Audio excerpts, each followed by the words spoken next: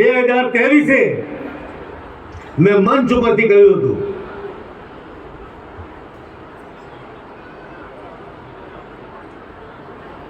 આદિવાસી ભવન એ કોઈની વ્યક્તિગત માલિકીનો અડ્ડો હોય એવી સ્થિતિ આ સંઘ પ્રદેશમાં હતી. એ આદિવાસી ભવન ઉપર આ સંઘ પ્રદેશના પ્રત્યેક આદિવાસીનો અધિકાર છે. એ કોઈની માલિકીની પેઢી નથી અને એ માલિકીની પેઢીમાંથી આપણે એને મુક્ત કરાવવામાં સફળ થયા છીએ. મિત્રો, મેં 15 ઓગસ્ટે કહ્યું હતું કે આદિવાસી ભવનમાં કમ્પ્યુટર ક્લાસ શરૂ કરવામાં આવશે.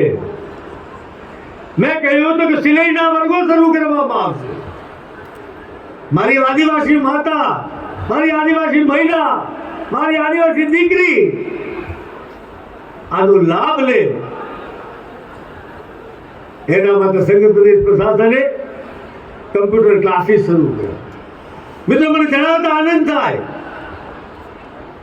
આ કમ્પ્યુટર ક્લાસમાં 100 કરતા વધુ દીકરીઓ આજે કમ્પ્યુટર ક્લાસની ટ્રેનિંગ લઈ રહી છે.